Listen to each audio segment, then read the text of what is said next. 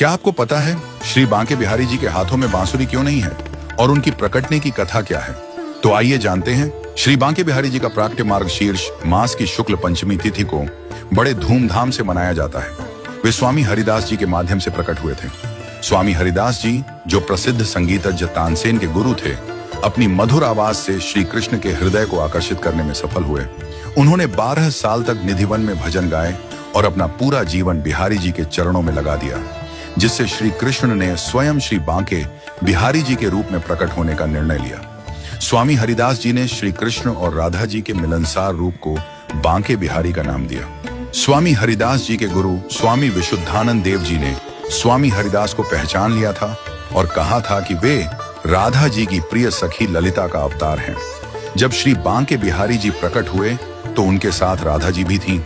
राधा जी ने स्वामी हरिदास से कहा कि वह उनकी सेवा करें, लेकिन स्वामी हरिदास जी का शरीर वृद्ध था और वह दोनों की सेवा एक साथ नहीं कर सकते थे। तब राधा और कृष्ण दोनों एक साथ समाहित हो गए।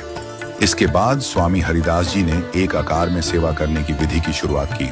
अब बात करते हैं कि श्री बांके बिहारी जी के हाथ में बांसुरी क्यों नहीं है। इसके पीछे कारण यह है कि स्वामी हरिदास जी ने उन्हें एक बालक रूप में देखा और यह सोचा कि अगर श्री कृष्ण दिन भर बांसुरी बजाएंगे तो थक जाएंगे, इसलिए श्री बांके बिहारी जी केवल शरद पूर्णिमा के दिन ही बांसुरी धारण करते हैं। एक और रोचक तथ्य यह है कि बांके बिहारी जी के मंदिर में मंगला आरती नहीं होती। सामान्यतः भगवान के मंदिरों में सुबह सुबह मंगला आरती होती है, लेकिन बांके बिहारी जी के मंदिर में उन्हें जल्दी नहीं उठाया जाता।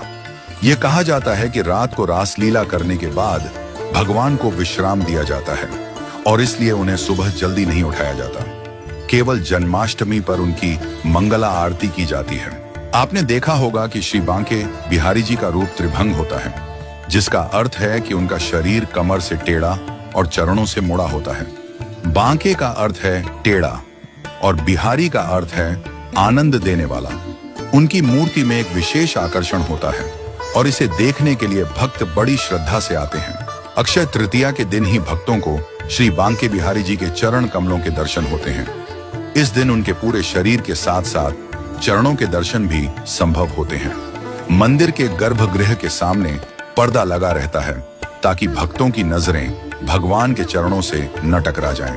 एक दिलचस्प कथा भी है कि एक भक्त जो भगवान के दर्शन कर लौट रहा था, भगवान के प्रति अपने प्रेम में रोने लगा। भगवान बांके बिहारी जी ने उसकी भावना को समझा और मंदिर के पर्दे के पीछे से उसकी श्रद्धा के अनुसार निकल पड़े। अगर ये दिलचस्प कथा आप सुनना चाहते हैं तो कमेंट बॉक्स में बांके बिहारी लाल की जय अवश्य लिखें।